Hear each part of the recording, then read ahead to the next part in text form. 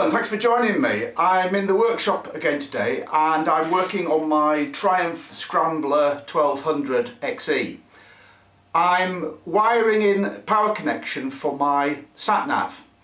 Now there's a couple of ways that you can do this. The first is you can tap into the auxiliary power that goes to the auxiliary socket in the headstock. Now the bikes don't come with that standard, but the cable is there, it's just tucked away inside the headlight. I'm not going to do that because I actually intend to fit a power socket in there. I've got one on order, so when it arrives I'm going to fit one in, so I just want to be able to plug that straight in. So the second method, and I know quite a few people have done this, is to tap into the USB power supply that's under the seat. So that's what I'm going to do. I'm going to tap into that power supply and then run a cable up to the Satnav. Now, if I show you what I'm doing, because I've already found the wire and cut it and everything, I'll explain that I'm not just going to simply solder a wire in, I'm going to put a plug in, give me a little bit of versatility. So let me show you. So I've got the seat off the bike here, and then there's this tray in here with, obviously then that's where the power connector is. Now this tray is fastened in with 3 bolts. There's one here and here, they're Allen head bolts, and then there's one at the back here. So I've already removed those because I've had the tray out. And if you lift it out carefully, there's a couple of power connections. Firstly, there's this power connection that comes round here to this unit here. And that's for your key. So if you you need to start the bike without the fob, that's the bottom of where you would then put in your key and rest it in there to start it. The other power connector is this one here, which you see I've already disconnected. I've got it in my hand here. That's the other connection there. And that's the one that runs up through to the USB. Now if you have a look, you see here the cable that runs into it is 12 volt, straight off the wiring loop, and then it gets converted into, I think it's 5 volt, isn't it, for USB in this little unit here. So if you tap into this wire, then you'll get a 12 volt out. Now I've already cut this wire here, you can see, and I've just stripped the end. Now the simple way you could do it is to simply tap in here, so to solder a couple of wires in here and then run that up to the Satnav.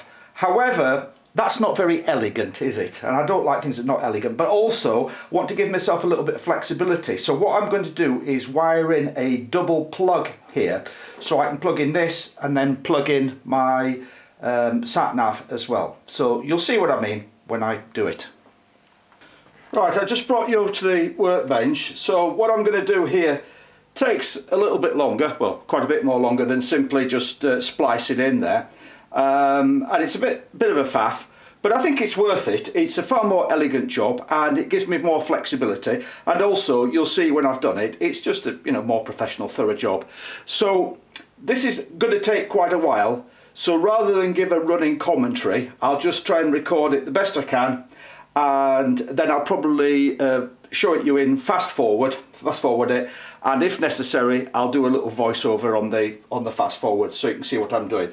But essentially I'm going to take 2 of these female ends there and I'm going to wire them in, so I've got 2 there, and then one will go to the other end of this cable, which then goes to the USB socket, and the other one will be then where I can plug in my Satnav power cable. So that should make sense when I've done it, so you can just watch what I'm doing.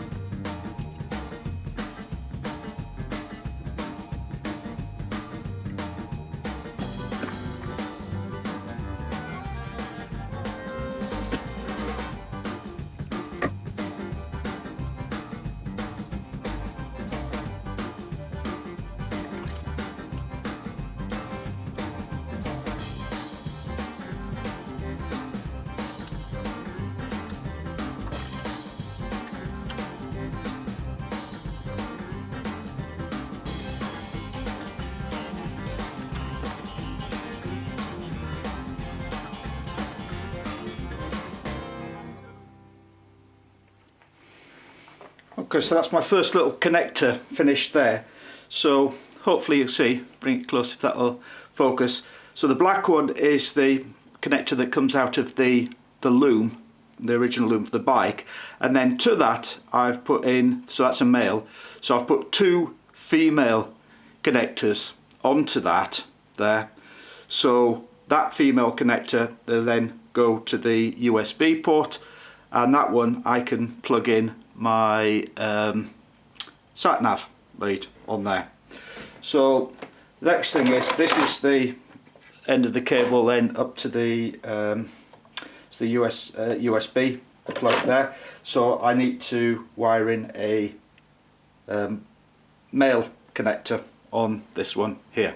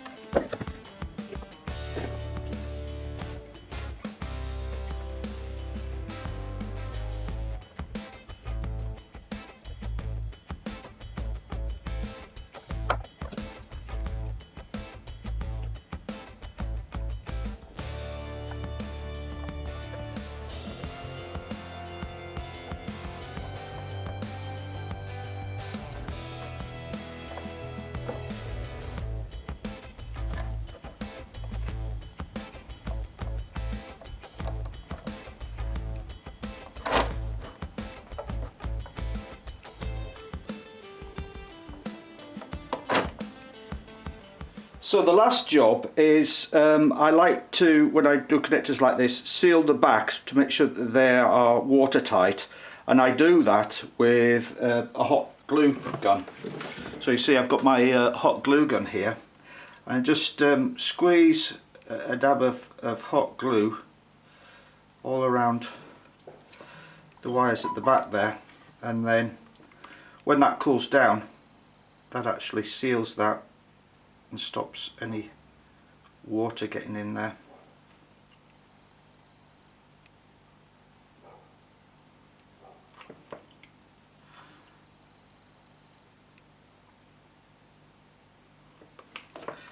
And do that on all of them. Bit fiddly on that one because it's the double wire, so it makes it a bit harder. With this one you can really squirt the glue down the hole and make sure that you've got a really good seal.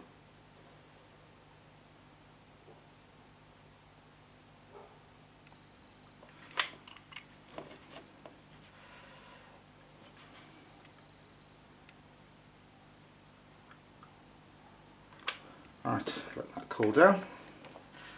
Do this one.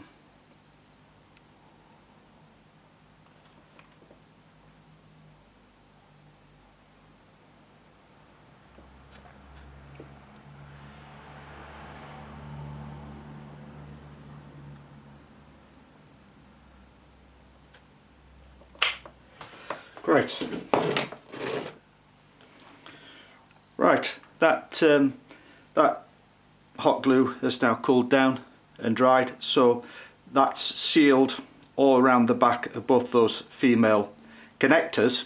So the last job is, I'm just going to put, this is some silicone grease, and I'm just going to put a little bit of silicone grease actually inside the connectors, and of course that will push down more when we connect them in, and that just makes sure then that if we do get any moisture under the seat here for whatever reason, they're all protected and they're not going to corrode.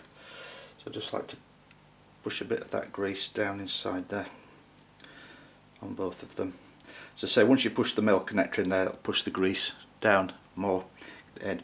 Right, so that's all ready to connect. Right, we're back at the bike, so I can refit this tray now. Just have to make sure that I reconnect it. So this is the connector for the keyless. reconnect that, and then this is my new little connector that I've just put in. So this is from the loom. So plug that back in there, and that just clicks into place, and then put this one the right way around. So that's now reconnected, and you can see that that's a lot more elegant than just you know, tapping in there and soldering the wiring, then putting a bit of electrical tape around it. It also gives me flexibility, because having this socket here, I can then plug other things in if I want to and change things around. Gives me a lot more flexibility. So this is where I'm going to then run the wire that will go through to the Satnav. So from this connector, I'm going to run a cable up under the tank, up to the front of the bike, to the Satnav mount. Now I could just run it straight up here, but I'm going to wire a fuse in. I've got a little fuse here, a fuse unit, and I've put a 2 amp fuse in there. So I want to wire that fuse into the circuit just for safety, because of course the you know, the Satnav mount is going to be live then. Any problems with that, it's going to you know, sort of feed back down and potentially cause problems with the bike. So I could just put this in here and then just tuck that fuse away here, but I've taken the side cover off, and this is where all the fuses are, down here. So I think a neater solution is to actually wire it in down here. So I've got the fuse in down here, so it's with the others. So what I'm going to do is run a cable from here. This just tucks away in there like that. So I'm going to run a cable down here, wire in the fuse, put the fuse in there. I'll just clip it to one of these cables with a cable tie, and then run it up the side here. There's a little loop there for the wiring harness, and then underneath the tank with the wiring up to the top, and then I'm going to put another plug on the front end as well, so that I can easily just disconnect the whole unit at the front end.